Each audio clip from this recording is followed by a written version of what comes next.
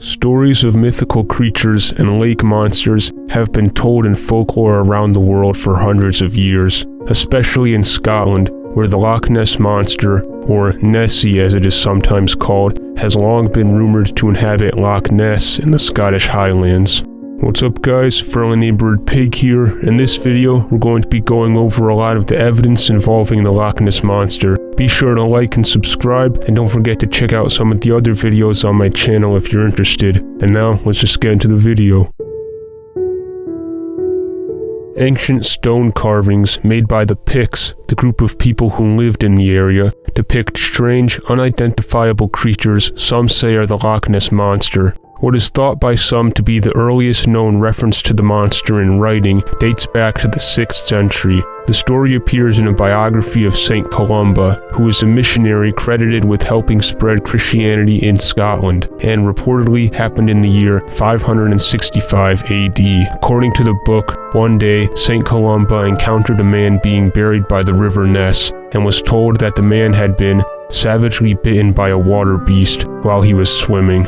Columba ordered one of the men to get into the water, which then attracted the beast, but before it could attack, Columba intervened. Quote, "While all that were there, barbarians and even the brothers were struck down with extreme terror, the blessed man who was watching raised his holy hand and drew the saving sign of the cross in the empty air, and then, invoking the name of God, he commanded the savage beast and said, 'You will go no further. Do not touch the man. Turn back speedily.' Then, hearing this command of the saint, the beast, as if pulled back with ropes, fled terrified in swift retreat."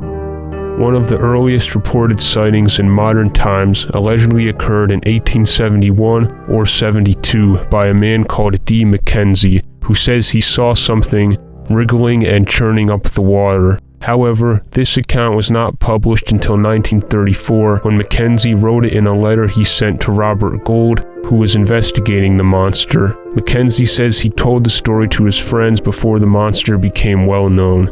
There is also another reported sighting by a man named Alexander MacDonald from 1888. The report alleges he saw a large creature that looked like a salamander. Throughout the years, there have been other reported monster sightings in the area. One from 1916, where a local estate keeper claimed an enormous animal had surfaced near his boat while he was fishing. Another sighting supposedly happened in 1923. A man named Alfred Cruikshank claimed to have seen Nessie crossing the road near the water. My view of the monster was body 10 to 12 feet long, 5 foot 6 inches to 7 feet in height, tail 10 to 12 feet, color green khaki resembling a frog, with cream-colored belly which trailed on the ground. It had 4 legs, thick like an elephant's, and had large webbed feet. In reality, it looked like an enormous hippo, but arched back and long trailing tail which was on the same level as the belly, as you will see in my rough drawing. It gave out a sharp bark like a dog as it disappeared over the road into the water.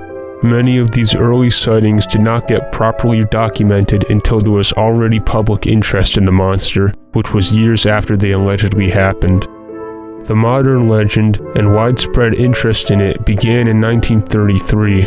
In May of that year, a local newspaper, the Inverness Courier, published a story reporting that while a couple was driving along the road near the loch, they saw a large creature in the water. Quote, "The creature disported itself, rolling and plunging for fully a minute, its body resembling that of a whale, and the water cascading and churning like a simmering cauldron. Soon, however, it disappeared in a boiling mass of foam." Both onlookers confessed that there was something uncanny about the whole thing, for they realized that there was no ordinary denizen of the depths, because apart from its enormous size, the beast, in taking the final plunge, sent out waves that were big enough to have been caused by a passing steamer. The article also went on to say, "It will be remembered that a few years ago, a party of Inverness anglers reported that when crossing the loch in a rowing boat, they encountered an unknown creature, whose bulk movements and the amount of water displaced at once suggested it was either a very large seal, a porpoise, or indeed the monster itself." Another notable sighting occurred a few months later in July, when George Spicer claimed, "I saw the nearest approach to a dragon or prehistoric animal that I have ever seen in my life." It crossed the road about 50 yards ahead and appeared to be carrying a small lamb or animal of some kind. He also described it by saying, "It seemed to have a long neck, which moved up and down in the manner of a scenic railway, and the body was fairly big, with a high back, but if there were any feet, they must have been that of the webbed kind. As for a tail, I cannot say, as it moved so rapidly, and when we got to the spot it had probably disappeared into the loch. Length from 6 feet to 8 feet and very ugly." His account was published in various newspapers and helped further popularize the legend. After this, alleged sightings increased as many people were beginning to visit the area, hoping to get to see the monster. One British circus reportedly even offered a £22,000 reward for the creature's capture. Later that year, the newspaper, the Daily Mail, hired filmmaker and big game hunter Marmaduke Wetherell to investigate and track down the monster. There, Wetherell found large footprints. Plaster casts of them were made and sent to a museum where it was determined they originated from a hippopotamus, most likely a stuffed one. Still, reports of sightings continued, and eventually the first photograph allegedly depicting the monster was taken by Hugh Gray. The following year, in 1934, the Loch Ness Monster was photographed again, and the picture was published in the Daily Mail on April 21st of that year. Known as the surgeon's photograph, it was supposedly taken by London doctor Robert Kenneth Wilson and has become one of the most famous images of the Loch Ness Monster. However, the picture was eventually confirmed to be a hoax. In 1994, it was revealed that Marmaduke Wetherell was angry at the way he was treated due to the hippo footprint situation and devised a way to get back at the Daily Mail. He, along with his son and stepson, created a model of the creature's head and attached it to a toy submarine, then took photos of it in the loch. In order to make it seem more credible, they had a trusted doctor, Robert Kenneth Wilson, give the pictures to the media and take credit for them, which is how it became known as the surgeon's photograph. Despite this, many people still believe in the monster, including one of the men who uncovered the hoax, David Martin, who said, "It just means this photo is a hoax." And there are thousands of eyewitness accounts, and they cannot be taken away. Since then, there have been numerous other sightings, especially as more people began visiting the area, hoping for a chance to see it. Many of the eyewitness accounts were published in books about the subject. With this, there have been many investigations and attempts to find the creature, but so far, none have been successful. One of the earliest attempts was in 1934, when Sir Edward Mountain led a search consisting of about 20 men positioned around the loch with cameras and binoculars from around 9 a.m. to 6 p.m. It lasted for 5 weeks, and around 20 photographs were taken, but nothing conclusive was found. In 1954, a fishing boat was able to track the movement of something unusual 480 feet deep in the loch using sonar equipment. In 1987, one of the largest sonar expeditions occurred. The investigation involved over 20 boats equipped with sonar equipment capable of pinpointing a salmon. The search managed to find 3 deep-water contacts, but nothing conclusive. Darrell Lawrence, who donated much of the equipment used, was quoted as saying, "There's something here that we don't understand, and there's something here that's larger than a fish, maybe some species that hasn't been detected before. I don't know."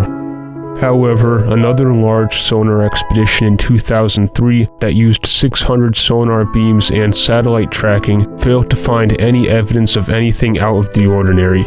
Ian Florence, one of the team members involved with the search, told reporters, "We went from shoreline to shoreline, top to bottom on this one. We have covered everything in this loch and saw no signs of any large animal in the loch." Despite multiple different investigations not being able to find anything, the Loch Ness Monster still has been caught on film and photographed many times over the years. In 1960, researcher Tim Dinsdale shot a film of an object moving across the loch which some believe to be Nessie. In the 1970s, a group of researchers conducted a series of investigations using underwater photography technology that took pictures about every 45 seconds. This resulted in photographs appearing to show the flippers of an unknown animal. The pictures led to naturalist Sir Peter Scott to suggest the scientific name for the monster, Nessiteris rhomboturx.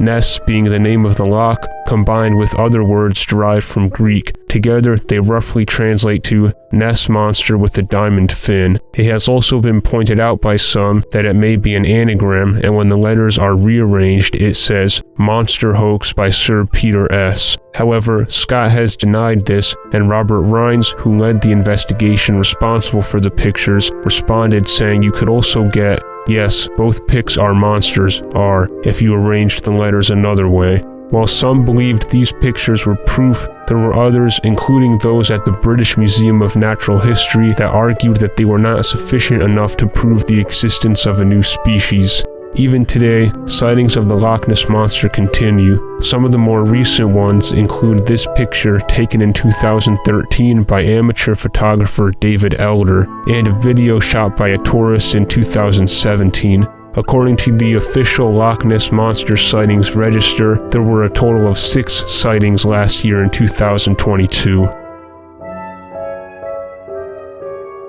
While no conclusive proof of a monster living in Loch Ness has been found, there are a number of theories that attempt to explain what the monster may really be or what people may actually have saw. Some say Nessie may be related to a plesiosaur, a marine reptile that went extinct about 66 million years ago. Although it is more likely that sightings are often regular animals that have been misidentified. Many speculate the monster of Loch Ness may actually be a large eel, or even a catfish or Greenland shark. A 2018 study of the loch found no DNA evidence of a plesiosaur or any large fish, catfish, or shark, though they did find significant amounts of eel DNA. It has also been suggested the monster people thought they saw might have been an elephant from a traveling circus that was allowed to cool off in the water. Other explanations include trees, boat wakes, or other animals such as birds and otters. With all the sightings and news coverage, the Loch Ness Monster has become one of the most well-known cryptids in the world.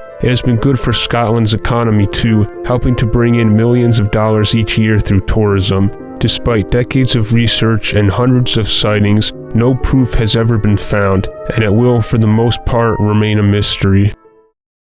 What a beautiful day for a swim. Wait, friendly neighborhood goat, you can't swim in this water. It's not safe. Wait. Huh? What was it?